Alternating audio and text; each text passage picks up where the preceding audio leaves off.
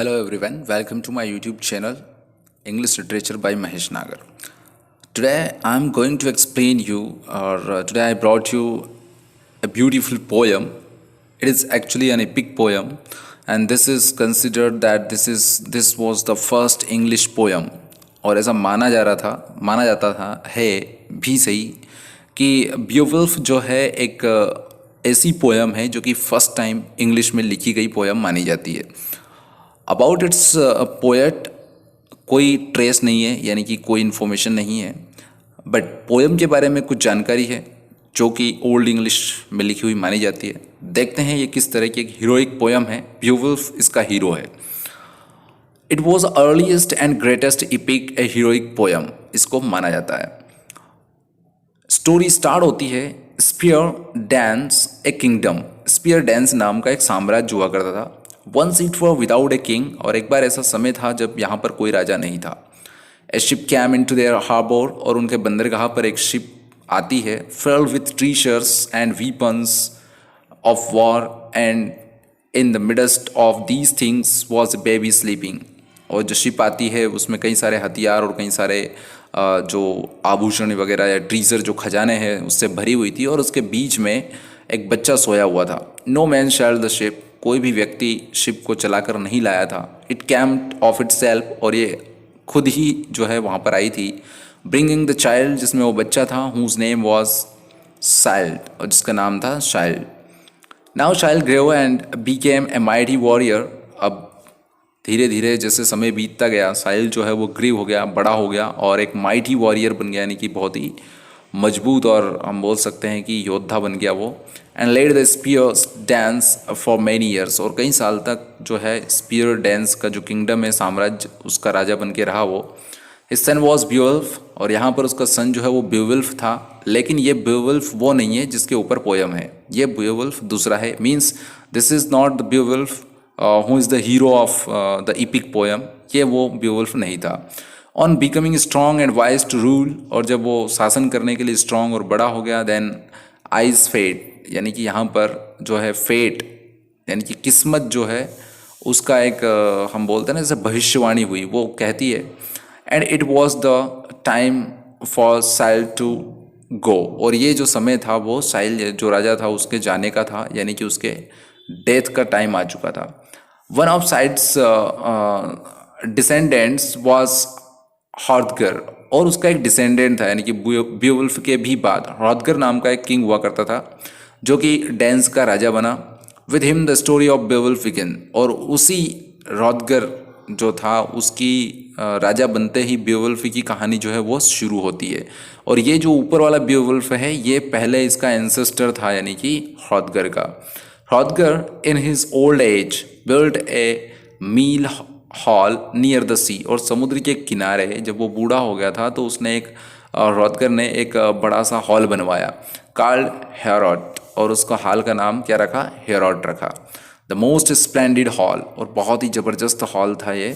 In the whole world, यानी कि पूरी दुनिया में एक अलग तरह का हॉल ये बनाया गया था। Where king and his thams gathered nightly to feast and to listen to the songs, और जहाँ पर राजा और उसके मंत्री जो है वो वहाँ पर इकट्ठा हुआ करते थे। फीस्ट यानी कि दावत होती थी, और वहाँ पर वो गाने सुनते थे। One night a frightful monster Grendel broke into the hall and killed 30 sleeping warriors. After that this was speedily repeated. और एक रात क्या हुआ कि जब ऐसी फीस्ट थी और वहाँ पर हॉल में एक मॉन्स्टर, ग्रैंडल नाम का मॉन्स्टर घुस आता है और 30 वॉरियर्स को, सोते हुए को, वो मार देता है। और उसके बाद ये घटना बार बार वहाँ पर घटित होने लगी। जब भी वो फीस्ट के लिए वहाँ पे जाते वो मॉन्स्टर वहाँ आता और वॉरियर को मार दिया करता था। At last the rumor of this monster Grendel crossed over the sea to the land of the Gears, where a young hero Beowulf was living in the house of his uncle King Hygelac. King Hygelac के kingdom में एक लड़का रहा करता था जो कि मतलब उसके अंकल थे, उसका नाम बियोवुल्फ था। और ये यंग हीरो जो है वो हमारी पोएम का हीरो है। जब ये मॉन्स्टर की कहानी जो है वो डांस में फैली तो वहाँ से फिर ये समुद्र के उस पार यानी कि दूसरे छोरों पर भी एक अफवाह जो है उस ग्रैंडल मॉन्स्टर की फैल गई थी और ये बात जो है वो बेवुल्फ ने सुनी। Beowulf was a great swimmer. Beowulf जो है बहुत अच्छा तैराक था। व्हेन ही हियर्ड, सॉरी यहाँ पे स्पेलिंग थोड़ा मिस्टेक है, when he heard the story, और जब उसने ये कहानी सुनी, he went to fight with the monster and free the Danes, और फिर उसने डिसाइड किया कि वो मॉन्स्टर से लड़ने जाएगा और डेंस को फ्री करेगा। Who were his father's friend, जो डेंस थे वो उसके पिता के दोस्त हुआ करते थे। With 14 companions he cross the sea, और अपने 14 कंपेनियन 14 साथियों के साथ उसने समुद्र को क्रॉस किया। He met the king Hrothgar and queen Wealhtheow. Queen Wealhtheow और किंग रॉदगर जो है वो डेंस का राजा और रानी थे, उनसे उसकी मुलाकात हुई। एट नाइट, और जब रात आई, व्हेन ग्रैंडल कैम, और जब ग्रैंडल उस हॉल में घुसा, Beowulf grapple with him bare handed, और बिना कुछ हथियार के ही जो बेवुल्फ है उससे लिपट गया, यानी कि उससे भिड़ गया वो। Since weapons were not avail against the monster, क्योंकि वीपन्स जो है, जो हथियार है, वो मॉन्स्टर के अगेंस्ट काम नहीं करते थे। Beowulf leap to his feet, Beowulf उसकी फीट यानी कि उसके पैर से चिपक गया। एंड ग्रैपल हिज एनिमी, और अपने एनिमी को पकड़ लिया उसने। Slowly the monster struggles to the door, और धीरे धीरे मॉन्स्टर जो है स्ट्रगल करता हुआ, संघर्ष करता हुआ दरवाजे तक गया। ड्रैगिंग बेवुल्फ, बेवुल्फ को भी वो घसीटते हुए ले गया। और Grendel plunge into the sea to die, और ग्रैंडल जो मॉन्स्टर था वो पानी में गिर गया मरने के लिए, यानी कि वहाँ पर मर गया फिर वो। When night falls a great feast is spread in Heorot, और हियरॉट नाम का जो हॉल था, उस हॉल में वापस से जब रात आई तो एक ग्रेट फीस्ट यानी कि बड़ी दावत रखी गई। And the Danes sleep once more in the great hall, और उस बड़े से हॉल में डेंस वापस से सो गए वहाँ पर। एट मिडनाइट कम्स, और जैसे ही मध्य रात्रि हुई या मिड राइड आई, अनदर मॉन्स्टर, एक और मॉन्स्टर जो है, मॉन्स्टर मदर ऑफ ग्रैंडल, जो ये ग्रैंडल की माँ थी, seizes Aeschere a friend and adviser of the king, और जो किंग का एडवाइज़र था और उसका जो हम बोल सकते हैं फ्रेंड था, एस्चर नाम का व्यक्ति, उसको उसने सीज कर लिया, यानी कि पकड़ लिया। And रसेस away with him over the fence, और उसको घसीटते हुए वो फेंस जो था वहाँ तक ले गया। Beowulf follows the track of his second enemy across the fence, और फेंस के उस पार तक बेवुल्फ जो है अपने सेकंड एनिमी के पीछे पीछे चला गया। Hrothgar called the place where live the monster, और रॉदगर उस जगह का नाम जो है क्या कहता है कि वो कौन सी जगह रहता है, उसने नाम बता दिया कि मॉन्स्टर कहाँ रहता है। जगह का नाम था स्पीड्स ऑफ एल्सवेयर, है ना, इस नाम की जगह थी जहाँ पर मॉन्स्टर रहता था। उसने उस जगह के बारे में बताया कि वो कहीं भी हो सकती है, इस तरह से उसने जानकारी दी बेवुल्फ को।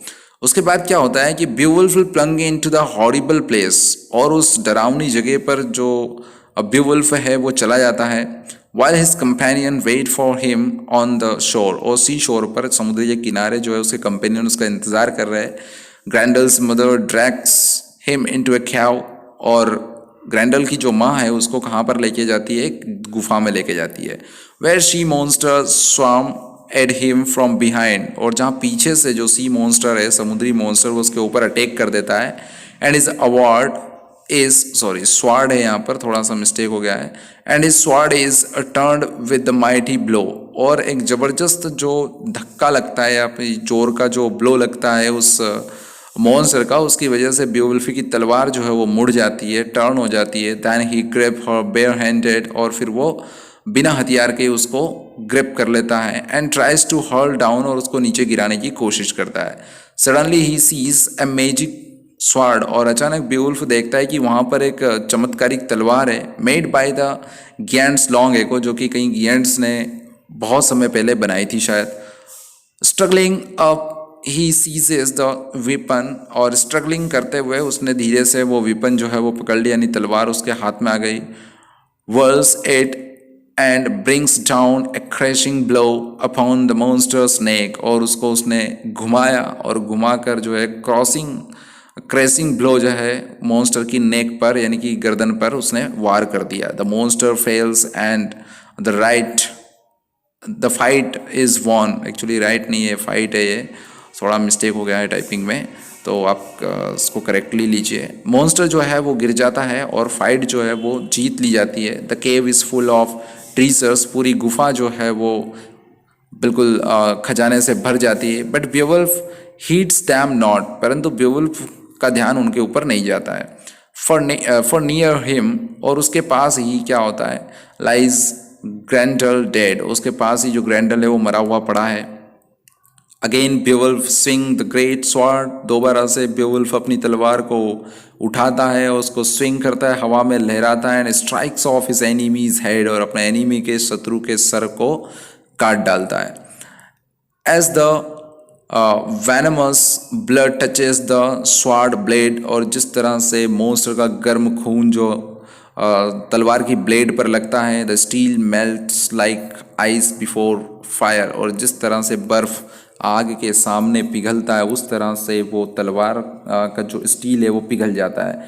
And only the hilt is left in Beowulf's hand, और केवल बेवुल्फ के हाथ में क्या रह जाती है, सिर्फ उस तलवार का हिल्ट रह जाता है। ठीक है, इसके बीच में वो लेकर भी आता है उसके सर को थैंस के सामने, यानी कि हॉथगर जो किंग है उसके सामने, ऐसा सब कुछ होता है। In the last part of the poem के आखिरी पार्ट में there is another great fight, एक और बड़ा जो लड़ाई है वो होती है। और ये बात हो जाती है कि लड़ाई तो होती है पर कब होती है वो fight. Beowulf is now an old man, Beowulf अब बहुत बूढ़ा हो चुका होता है। He has reigned for 50 years, behold by his all people, अपने सारे लोगों के ऊपर वो शासन कराते हुए उसको 50 साल बीत गए, यानी 50 ईयर्स से वो एज ए किंग उनको रूल कर रहा था। A fire dragon keeping watch over an enormous treasure hidden among the mountains, और पर्वतों के बीच में एक बहुत बड़ा खजाना था, उसके ऊपर वॉच रखने के लिए एक फायर ड्रैगन था, यानी कि ऐसा ड्रैगन जो कि आग उगलता था, उससे उसकी फाइट जो है लास्ट में होती है। One day a wanderer stumbled upon the enchanted cave, and entering takes a jewel cup while the fire dragon sleeps heavily. और एक दिन क्या होता है, एक वांडरर यानी कि एक व्यक्ति इधर उधर घूमते घामते और जो है उस केव में पहुंच जाता है, और वहाँ से एक ज्वेल कप जो है वो उठा लेता है। और उस खजाने में से जैसे ही वो उठाता है तो उस समय उसको कोई नुकसान नहीं पहुंचाता है ड्रैगन, क्योंकि वो बहुत गहरी नींद में सोता रहता है। That same night the dragon, और उस रात फिर उसको पता तो चल जाता है कि कोई ज्वेलरी उठा कर ले गया है, इसलिए उस रात ड्रैगन जो है वो क्या करता है, इन ए फ्राइटफुल रेग मीन्स बहुत डरावने गुस्से में आने के बाद, benching fourth fire and smoke rust down upon the nearest villages, और अपने पहाड़ों के पास के जो गांव है वहाँ पर वो चला जाता है और आग उगलना शुरू कर देता है गाँव के ऊपर। Living A trail of death and terror behind him, और अपने पीछे जो मौत का तांडव है वो छोड़ जाता है। Again Beowulf goes fourth champion, और दोबारा बेवुल्फ उठता है और उससे लड़ने पहुंच जाता है।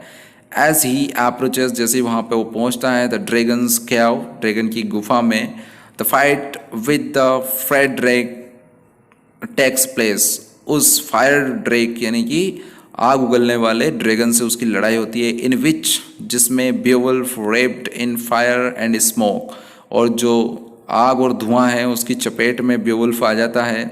इज हेल्प्ड बाय, और उसकी मदद जो है वो करता है कौन, द हीरोइज्म ऑफ विग्लैफ, विग्लैफ नाम का जो उसका एक वन ऑफ हिज कंपेनियन जो उसका साथी रहता है, उसको वहाँ से निकालने में हेल्प करता है। द ड्रैगन इज स्लेन, हालांकि जो ड्रैगन है उसको पकड़ लिया जाता है। But the fire has entered Beowulf's lungs, परंतु जो आग है वो बेवुल्फ के लंग्स में पहुंच जाती है। He sends a Wiglaf into the fire dragon's cave, और वो विग्लैफ को फायर ड्रैग्स के यानी कि उस मॉन्स्टर की गुफा में भेज देता है, जो कि ड्रैगन रहता है उसी गुफा में।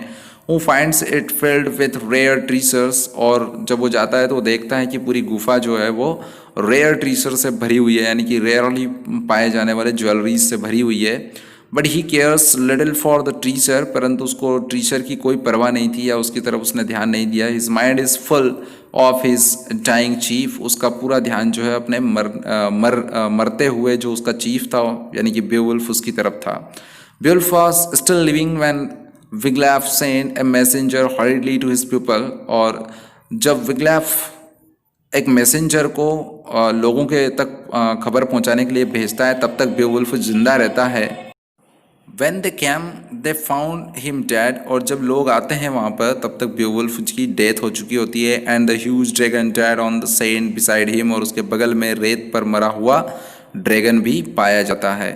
सो होप आपको ये अच्छे से समझ में आई होगी और आपको इससे काफ़ी इन्फॉर्मेशन भी मिली होगी कई सारी एग्ज़ाम्स के लिए, जैसे कि आप पीजीटी, टीजीटी या आप इंग्लिश लिटरेचर या किसी भी तरह के स्टूडेंट हैं तो ये पोएम आपके लिए बहुत इंपॉर्टेंट है, क्योंकि इन वेरियस एग्ज़ाम्स आपको कम से कम एक क्वेश्चन इससे ज़रूर मिलेगा, तो इससे आपको काफ़ी हेल्प भी मिलेगी। इसी तरह के और वीडियोस जो है मैं अपलोड करते रहूँगा, आपको टाइम टाइम पे मिलते रहेंगे। If you like it then please आप इसको लाइक करिए, share it with your colleagues और फ्रेंड्स और classmates, and comment if you like something to write for me, आप कमेंट कर दीजिए। आज के इस वीडियो में इतना ही। Thank you very much, best of luck, have a nice day.